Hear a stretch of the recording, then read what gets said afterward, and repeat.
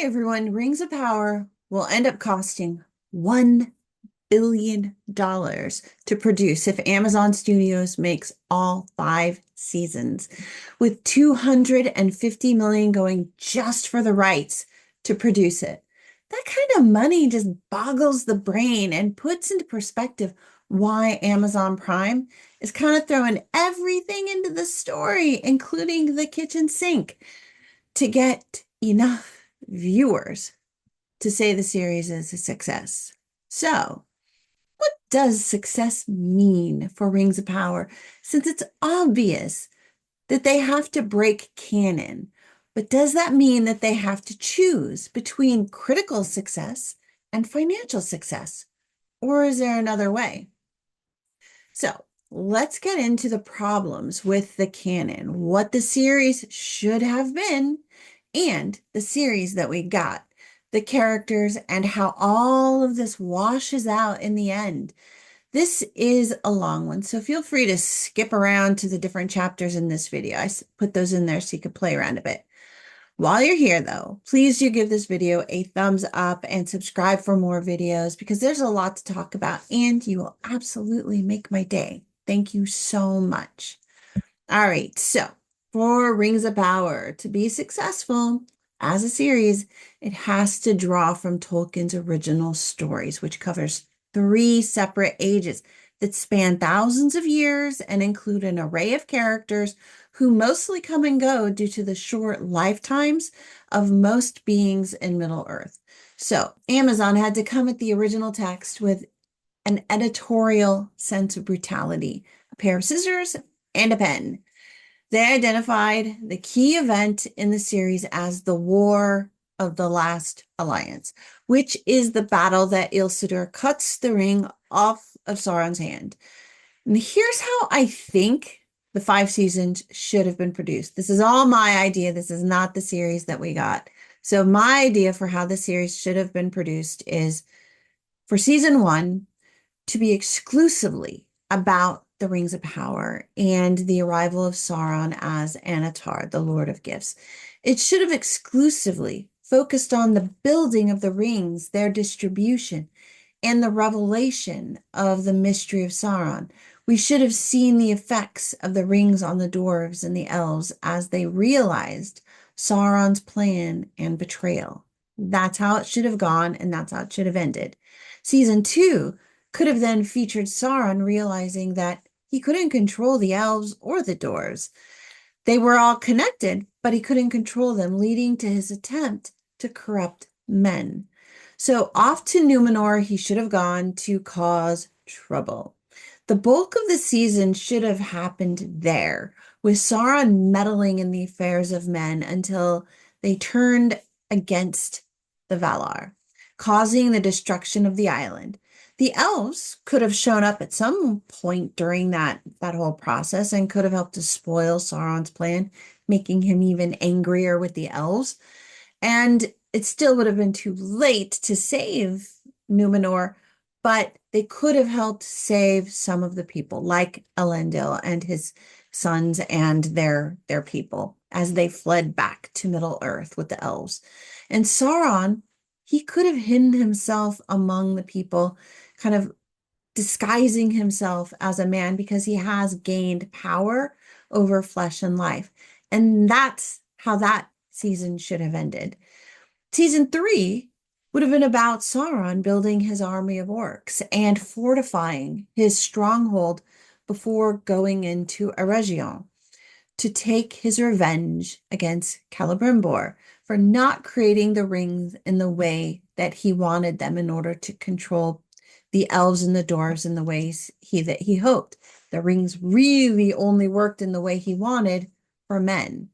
This would have been the perfect season for the confrontation with the dwarves and how they realized what was happening within the mountain, leading to the king's death and Durin's ascension. Meanwhile, Elendil could be establishing Gondor and Arnor, where men began gathering and making their homes with the survivors of Numenor. The sack of Eregion could have been the finale of the season with Celebrimbor's death, shocking the elves and kind of pushing them into war and engaging with the dwarves and men. Then in season 4, they could have focused on Elendil making Gondor and Arnor even stronger, helping to fortify both cities against Sauron and his growing power.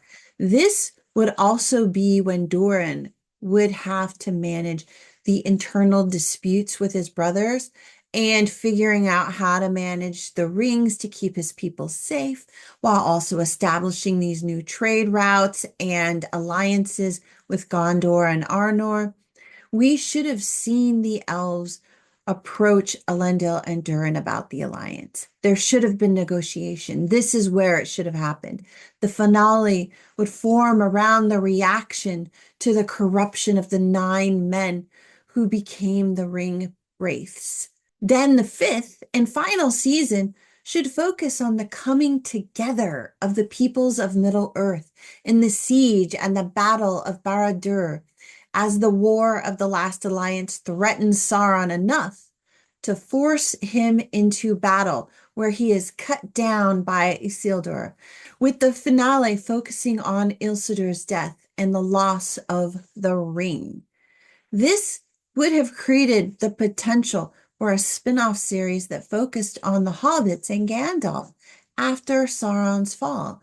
This would have also given us time to get to know the wizards and to dig more into who they are and explore some of those untold stories in Middle-earth and build out that part of Tolkien's lore. That's where the flexibility was if they just would have pulled off these first 5 seasons right. While I admit, yes, I admit that I am loosely enjoying and entertained by the Rings of Power. There are a lot of things here that I do like. The further we get into the series, the more dissonant the story becomes, making it more and more difficult to embrace. Because if you know anything about The Hobbit or The Lord of the Rings, certain elements are starting to stand out as more and more wrong in the larger scope of the story. And this is likely to paint the series into a finale that will not align with the events that feed into the global understanding of Tolkien's saga as we know it collectively, which is going to be a massive issue for Amazon Studios. The biggest problem in the series really does include some of the foundational choices that they made when creating the series. Those problems, they all rest on certain characters where changes were made and developed for the series, which feels unnatural for the story. Certain choices seem very socially transparent, as if they were trying to add complexity and equality, but doing so without really understanding how to make a socially complex and strong character who can rise above the slings and arrows of criticism. They spent a season making Sauron into a sympathetic, likable person who was merely misunderstood and largely wronged by society. The result is that the impact he had on Numenor was unintentional. He fell in love with Galadriel. He turned away from the orcs. He never showed true evil or outright deceit in the dealings with anyone until he needed to push Celebrimbor into finishing the 9 rings for the men before the orcs destroyed Eregion. The result is that the 2 critical things that Sauron actively caused to happen that brought men and elves together against him were never actually done in the series. He didn't bring down either Numenor or Eregion. Worse, there is a big difference between being a bad guy and being Sauron, Lord of the Rings.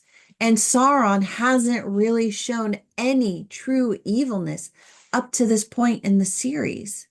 The orcs, they're not the orcs that we know. They are not nearly as cruel. They show a deep desire for family and father, and they want someone to protect them. They want a home, they want a land to call their own. They sound like everybody else, and they're not supposed to. This doesn't jive with Tolkien's orcs at all. And it also undermines their role within the series, making them look like misunderstood or abused beings who are just trying to make a place for themselves in a world where nobody wants them. Galadriel. Oh, Galadriel is the heart of wisdom for the elves. I could buy that, yeah, maybe she knows how to fight.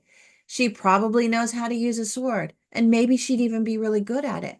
However, the series made her into the best fighter in elven history to lead their armies in an effort to make a strong female character. And I gotta pause right here. Like, I love strong female characters. I love female warriors. I love it. Love it, love it, love it. But you have to make them in a way that makes sense for their character. And this doesn't make sense for Galadriel.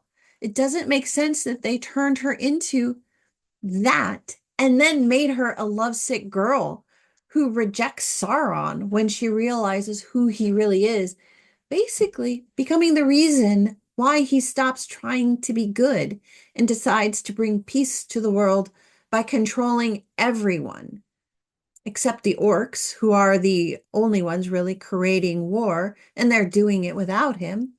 As a result, the elves have no beacon of wisdom in their community. And that's a big deal because the writers stole that role from Galadriel and basically gave it to nobody. Then we have Elrond, who is possibly one of the most beloved characters in Tolkien's work besides Gandalf. He is a great warrior. He is a well-respected leader. He is a natural for the position of leader of their armies. And really, he is everything that they turned Galadriel into. And for the last 2 seasons, he has not been doing anything that stands out as important or critical, other than visiting Durin, which eventually leads to having some of the dwarves show up to scare off the orcs from Eregion. Is that enough? I don't know. They have also done a really nice job with Elendil, though, of all the characters so far. He is the one who rings truest for me. Isildur is also fairly well done, but has largely been forgettable until the last few episodes in season 2. Durin is a fantastic character, and I love him. He feels just like I imagined he would be as the son of a dwarven king. The Hobbits. Oh, all right. Here's the thing. I love the Hobbits. I love Hobbits. I love them to pieces. They don't really make any sense in this series. They're too early in the timeline. They are not having any meaningful reaction with any other group so far in the series, which is actually a good thing. And they really cannot risk having any significant part in the finale or in that final battle, because for Frodo to succeed in Lord of the Rings, Sauron has to remain unaware of the hobbits. At this point, he doesn't know they exist, and he needs to stay that way. However, they wouldn't be in the series now if they weren't going to play some part in the battle. That's just kind of a given, which could undermine everything. However, I gotta say, I love Nori. I think she is possibly one of my favorite characters because her character is so well developed. She's sincere. She's good. You instantly know who she is and what drives her. And she has a sense of wanting to believe in people and help to make things right. There is a part of her and her character that I see as being foundational to developing this Gandalf into who he is supposed to become. And I have a feeling that she is also the direct ancestor to Bilbo and Frodo, which would be a really nice and smart connection for the series to make to our favorite wizard, and it would also explain why he takes such a special interest in the welfare of hobbits. This connection is very nicely done, even if they didn't pace it out very well in the series. And yeah, the same problem comes up with Gandalf. We have essentially spent 2 seasons watching him fuddle around, trying to figure out who he is, what his name is, how to control his power. And this just doesn't work. I can only imagine that they decided they needed to have him present because there are dark wizards in Middle Earth who will be wearing rings, and the Alliance was going to need some magical firepower to balance the scales. I think that they could actually pull off this deviation from the canon and that it can make really good sense and actually work really well with the story. However, they have wasted so much time with him over the last 2 seasons that they have undermined his character, making him look weak, confused, and befuddled more often than not. Despite the break from canon and lore, the pacing issues and the drastic character changes within the series, it is actually a great fantasy series. It's just not a great Tolkien series for the reasons that I mentioned above. And I think that point needs to actually be made here. You can have a really good fantasy series that is a really bad adaptation of a fantasy series. And if you don't align the two, the audience is not going to be happy. Fandom is not going to embrace it like you want. You have to bring those two together. There has to be some kind of equilibrium in how you build it. However, there are lots of things about the story that I did enjoy, actually, which makes me really conflicted regarding what works and what doesn't, because it is all just so intermingled that you can't easily point to that thing to fix the series or that thing that broke the series. And this is why so many people are just throwing up their hands and saying it's all bad. What the series gets right, though, is art direction, the costumes, and the general atmosphere of the series. They've created a world in which magic and elves and evil creatures all feel like they are normal and that they're a part of the fabric of that reality.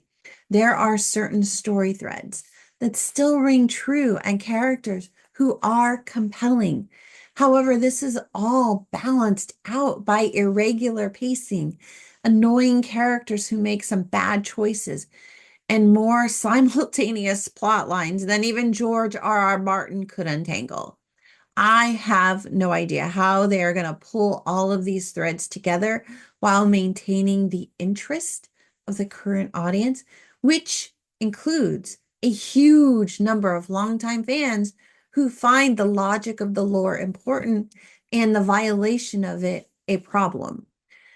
They have to do that while also bringing in new fans to sustain the level of viewership needed to be a financial success.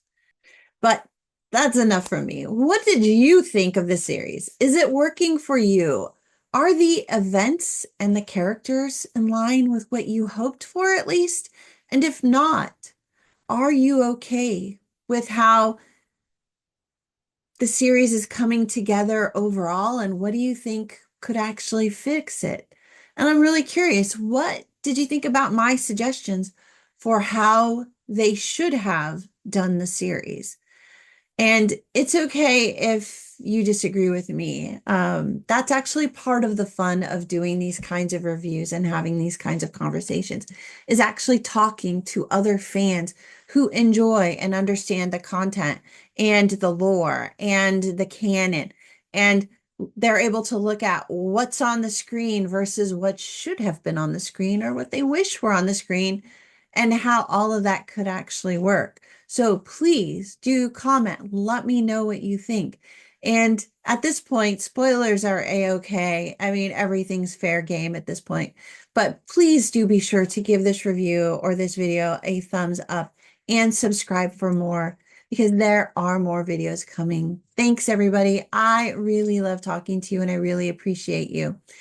All right. Have a great day, all. I'll see you later. Bye.